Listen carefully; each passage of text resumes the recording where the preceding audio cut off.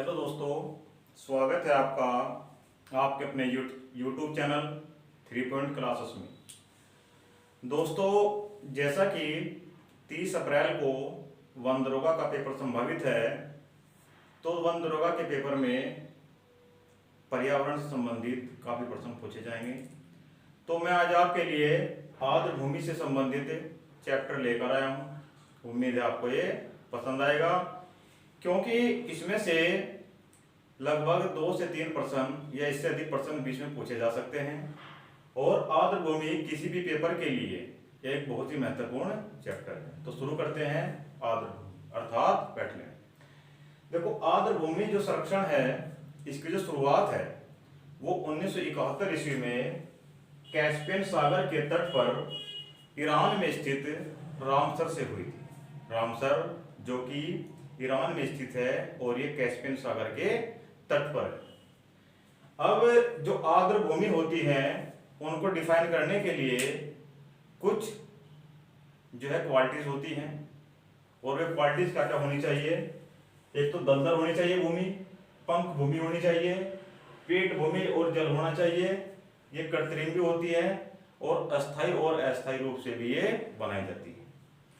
आर्द्र भूमि को 3 अलग अलग भागों में विभाजित किया गया है, जैसा कि यह समुद्र तटीय होनी चाहिए, अंतःस्थलीय होनी चाहिए और ये मानव निर्मित भी होनी चाहिए।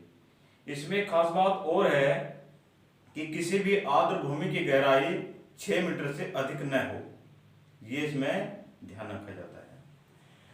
तो जो समुद्र तटीय होती हैं, इसमें कोरल रीफ महत्वपूर्ण है।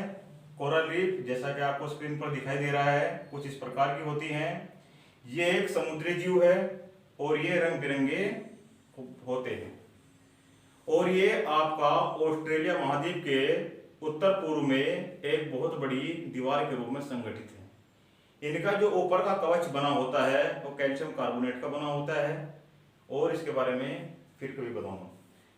पथरीला समुद्री तट होना चाहिए, एस्चुरी होनी चाहिए, लैगून और मैंग्रोव।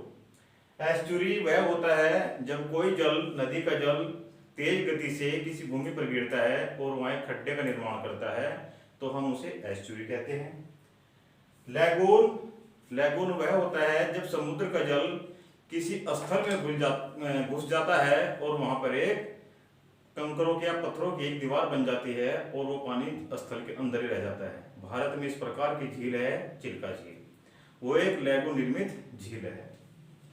मैंग्रोव वन, इस प्रकार के वन आपके सुंदरवन में पाए जाते हैं। सुंदरवन जो आपका पश्चिम बंगाल में स्थित है। अब इसका दूसरा प्रकार है अंतःस्थलीय आर्द्र भूमि, और इसमें तालाब, डेल्टा, स्ट्रीम क्रीक, अनुकच और स्वच्छ जल स्प्रिंग आता है। तालाब हो सकता है, डेल्टा आपने पढ़ाई होगा कि जब कोई समुद्र का, जब कोई नदी का जल जब उसकी गति कम हो जाती है तो विभिन्न वितरिकाओं में वो बट जाता है, तो वहां पर एक डेल्टा का निर्माण होता है। भारत में गंगा ब्रह्मपुत्र नदी का डेल्टा सबसे बड़ा है। भारत में क्या, दुनिया का सबसे बड़ा डेल्टा है, जो कि सुंदरवन के डेल्टे के नाम से जाना जाता है। स्ट्रीम क्रीक, ये जो नीचे से पानी निकलता है, भूमि से जो पानी निकलता है, इसकी प्रकृति गर्म होती है, इसे उत्सुप्त कुएं के नाम से भी जाना जाता है। अनूप और कच्छ, ये भारत के गुजरात क्षेत्र में पड़ता है, कच्छ का रण, जहाँ पे नदियां विलुप्त, कुछ नदी विलुप्त हो जाती है।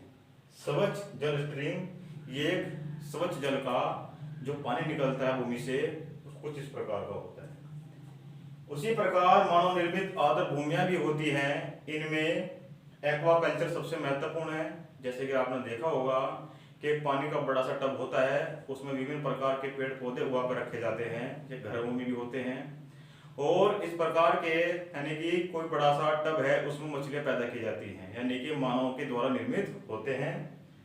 तालाब भी मानव खोद सकता है और नहर भी बनाता है, और जो संचित भूमि है, यानी कि जो बड़ा क्षेत्र है, उसमें पानी को संचित करता है। इस प्रकार से आर्द्र भूमि 3 प्रकार की होती है: समुद्र तटीय आर्द्र भूमि, अंतःस्थलीय आर्द्र भूमि और मानव निर्मित आर्द्र भूमि। अब जो आर्द्र भूमि है, इसको संरक्षित करने के लिए एक रामसर संधि, रामसर ट्रेटी जो है 2 फरवरी 1971 को ईरान के ही रामसर नामक स्थान पर इसका गठन किया गया, ये प्रस्तावित की गई। तो वहीं पर ये 21 दिसंबर 1975 को ये संपूर्ण विश्व में लागू हो गई। अब यहाँ से 2 प्रश्न बनते हैं कि जो रामसर संधि है वो हस्तांतरित कब हुई या प्रस्तावित कब हुई। तो 2 फरवरी 1971 को ईरान का शहर पड़ता है रामसर, ये यहाँ पे प्रस्तावित की गई और संपूर्ण विश्व में 21 दिसंबर 1975 को ये लागू हो गई। वर्तमान में इसमें कुल 175 देश हैं। वर्तमान में इसमें 175 देश हैं और विश्व में पहला आर्द्र भूमि दिवस 1997 में मनाया गया। और अभी हाल ही में 2021 में आर्द्र भूमि की जो थीम थी, ये प्रश्न आ सकता है, वेरी वेरी इंपोर्टेंट प्रश्न है ये। 2021 में आर्द्र भूमि की जो थीम थी वो थी आर्द्र भूमि और जल। और 2022 में जो आर्द्र भूमि की जो थीम थी वो थी लोगों एवं प्रकृति के लिए आर्द्र भूमि कार्रवाई। ये भी इंपोर्टेंट है, यहां से प्रश्न अवश्य बनेगा। 2021 में क्या थी? आर्द्र भूमि और जल। और 2022 में लोगों एवं प्रकृति के लिए आर्द्र भूमि कार्रवाई, ये थीम रही थी। उसी प्रकार जिनके सम्मेलन होते हैं उन्हें कहा जाता है कोप। कोप का मतलब होता है conference of the contracting parties. Conference of the contracting parties. ये शुरुआत में इस सम्मेलन में ये कहा गया था कि प्रत्येक 3 वर्ष बाद ये सम्मेलन आयोजित किया जाएगा, लेकिन बाद में इसमें संशोधन कर दिया गया और इसे 2 वर्ष के बाद आयोजित करने का प्रस्ताव रखा गया। सबसे पहला जो सम्मेलन हुआ था कोप का वो हुआ था 1994 में नसाउ में, जो पड़ता है आपका बहामास देश में। यानी कि जो रामसर संधि का सबसे पहला सम्मेलन हुआ वो सम्मेलन हुआ था 1994 ईस्वी में, जो आपका पड़ता है नसाउ बहामास। उसके बाद 2018 में ये पेपर में पूछा जा सकता है, ये भी इंपोर्टेंट प्रश्न के रूप में उभर कर आता है। 2018 में शर्म उल शेख जो आपका मिस्र में पड़ता है, यहाँ पे रामसर संधि का सम्मेलन आयोजित किया गया था। उसके बाद 2021 का कुनमिंग शहर जो आपका पड़ता है चीन में, यहाँ पे इसका आयोजन किया गया है। यहाँ से एक प्रश्न कंपलसरी बनेगा 2018 और 21 से, ये दोनों महत्वपूर्ण है।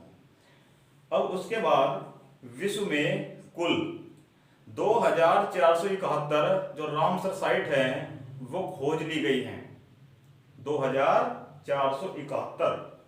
और इनमें से 175 जो है रामसर जो साइट है वो आपका यूके में है, अर्थात ब्रिटेन में ये स्थित है। और भारत की मैं बात करूं तो भारत में 2023 तक कुल 75 रामसर साइट खोज ली गई है। अब हम आते हैं भारत में आर्द्र भूमि का इतिहास क्या रहा है, इसके बारे में हम अध्ययन करेंगे। देखो, भारत में 1 फरवरी 1982 को रामसर संधि को स्वीकार किया।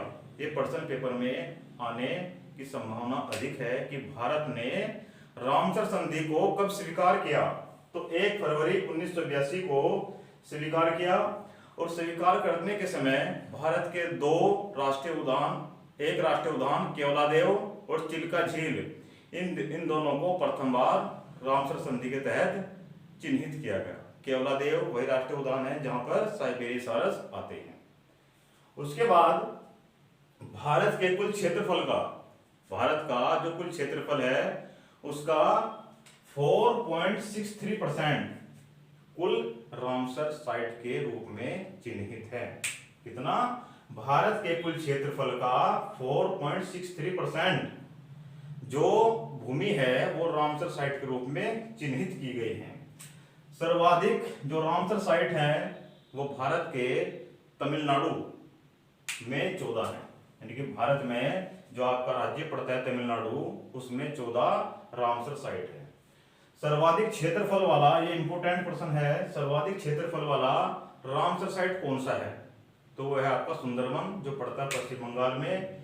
इसका जो क्षेत्रफल है वो है 4230 वर्ग किलोमीटर। ये प्रश्न वेरी वेरी इंपोर्टेंट है। सर्वाधिक क्षेत्रफल सुंदरवन का है जो पश्चिम बंगाल में पड़ता है, 4230 वर्ग किलोमीटर का ये क्षेत्रफल है। और सबसे कम क्षेत्रफल जो आर्द्र भूमि का है वो है रेणुका। ये आपका IAS 2022 में प्रश्न पूछा गया था कि सर्वाधिक कम, सबसे कम क्षेत्रफल वाला आर्द्र भूमि वाला क्षेत्र कौन सा है। तो आपका ये रेणुका है और ये पड़ता है आपका हिमाचल प्रदेश में, जिसका क्षेत्रफल है वो 0.2 वर्ग किलोमीटर है। तो मैंने आपको आर्द्र भूमि के विषय में बताया। उम्मीद है कि आपको ये वीडियो अच्छी लगी होगी। तो आप मेरे चैनल को सब्सक्राइब करें, कमेंट करें और लाइक करें। नमस्कार।